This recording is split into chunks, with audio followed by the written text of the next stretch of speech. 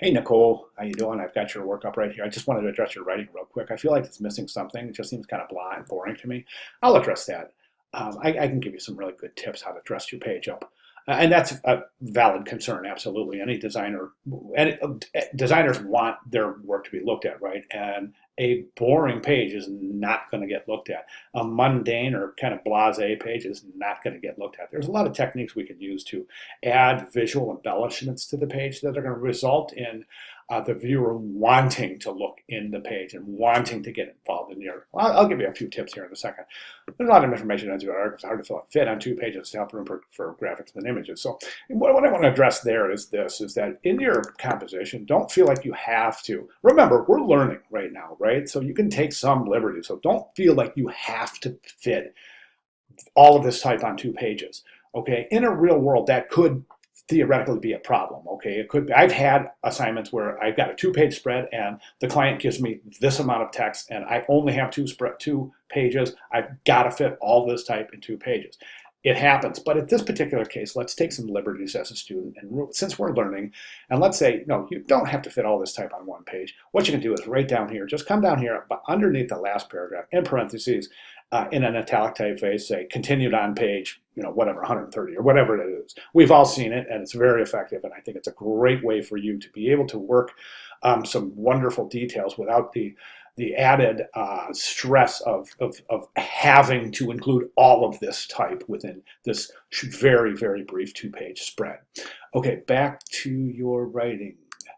2 pages seems also the font seems a little wacky. It is, and I'll address that. I have everything set up with the same settings, but some paragraphs seem to be more squished than others. And again, I agree. I'll address all of this stuff. And thank you for your writing. So let's go ahead and jump right over to the composition. Now, let's start with images first. The image choice in any composition has to do a couple of things. It has to represent the article to a very high degree. The reason I bring this up, Nicole, is because right now, as defined by your headline, there are 2 things that you're addressing in this article. Well, I should say the main thing you're addressing is a relationship between the interior design industry and the Americans with Disabilities Act. So those are the 2 things this article is presumably addressing based on the headline, right? So can we do the same thing with the images? Can we address interior design and the ADA with our images, right? In a perfect world, it would be great. We would maybe have a shot of an interior designer working with somebody that might happen to be handicapped, designing a room and consulting their client who might happen to be handicapped, right? And I say in a perfect world because that might be a difficult image to find, but your task here is to try to find images that represent both interior design and the ADA, right? I think this is a good image, and it's really explained well with the caption. That's great. This is an outdoor shot. I mean, presumably this is not even related with interior design. Do you see what I'm saying? So there's a definite disconnect between this image and the information given in the headline. Okay, so keep that in mind. Okay, the good adaptation of the 4-column grid. So you've got 2 columns of type here, 2 columns of type there. That's smart. Good job with your interpretation or your sorry about that. Good job with your adaptation of the grid, right? Okay, let's get into what do we want to talk about now.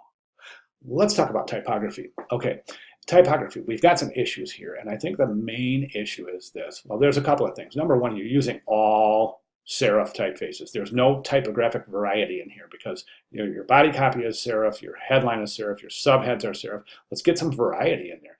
Even your captions are serif. So let's definitely get some variety in there. So you want to mix it up a little bit. Okay. Interior design in the ADA, the headline looks pretty good. Subhead looks pretty good. Subheads look pretty good. Body copy is set justified. Now there's an issue with, well, I shouldn't say an issue. I'd say there's an industry best practice regarding the introduction of new paragraphs, and that is this: either indent or leave a space before, but don't do both.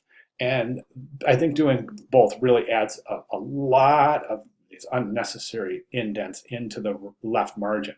So what I would recommend, if you're going to use a space, don't indent at all.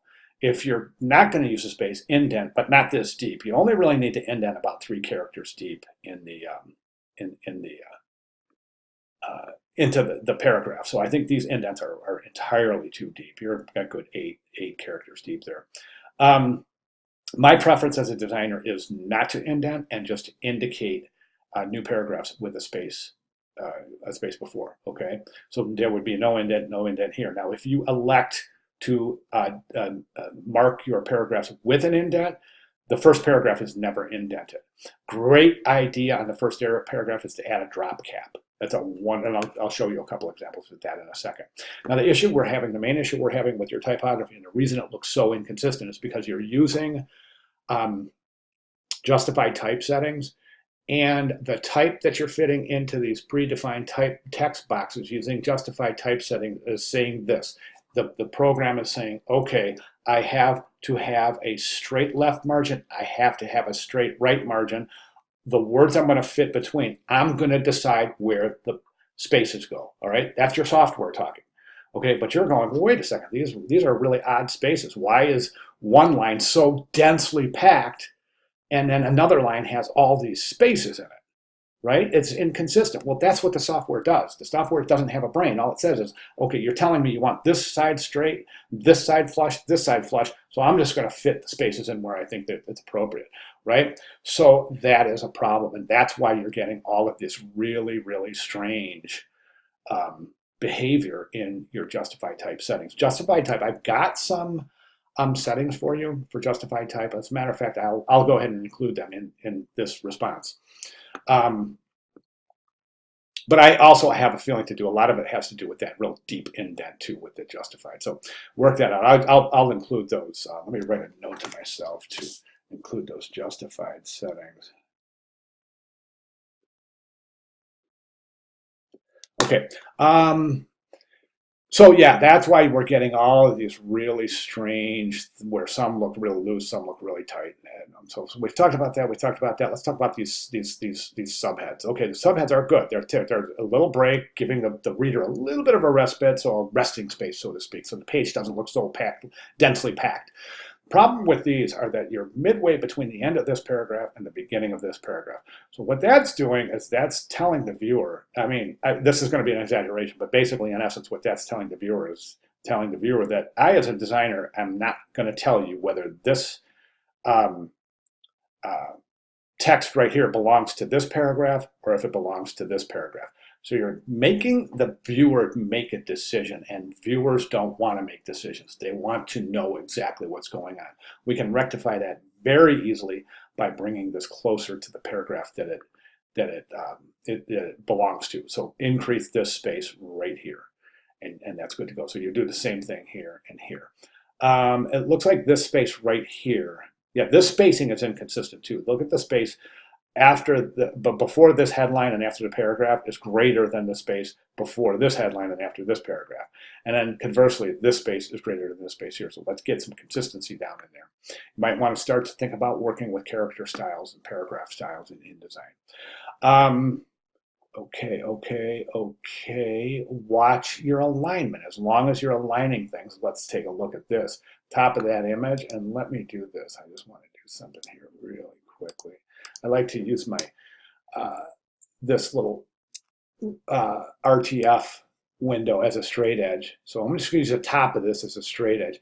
And we can see that the top of your typography is not in alignment with that image over on the right-hand side. So you definitely want these to align. They're close right now and might as well align them, right? Conversely, this margin should all line up, right?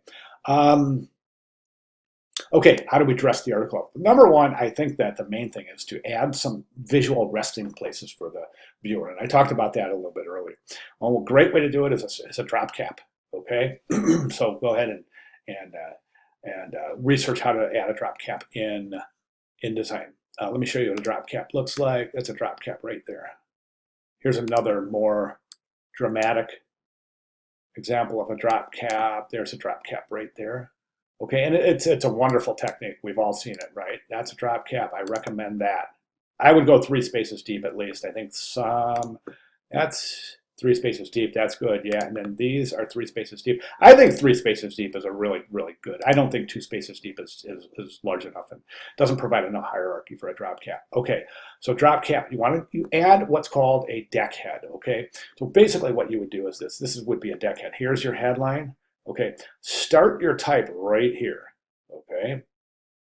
So this would be the beginning of your article, and then this headline would be right there. So basically what you have right here, this paragraph right here, you can stretch the 2 columns, and don't worry about character count because it's a limited amount of text. What you're going to do is just write a paragraph that's describing what's happening in the article. That's called a deck head. Let me show you an example. This is a deck head right here. Okay, here's the headline. Here's where the story starts. Here's the deck head. Okay, and then this is called a byline, and we could use a byline here too.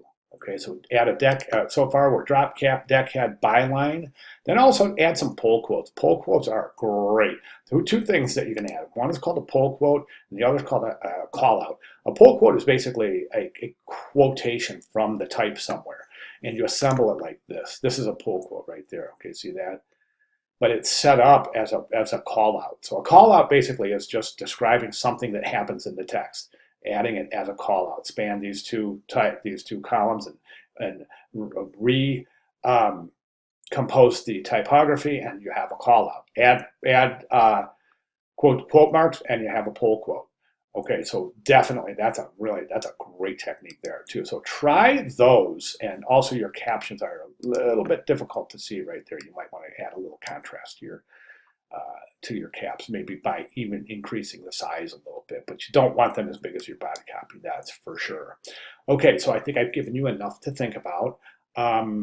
Great start, by the way, and we're over 10 minutes, didn't want to do that. So yeah, take my recommendations there, try to work as many of them in as you can. A lot of it might involve just going out to Google and saying, okay, how do I add a deck head to a 2-column spread in InDesign? Or how do I format drop caps using InDesign? Things like that, okay? All right, any questions at all? And that's the most important thing at this point, is to get with me with any questions that you might have, any questions whatsoever. And we'll go ahead and clarify those questions and moving forward. All right, great start. Thank you so much.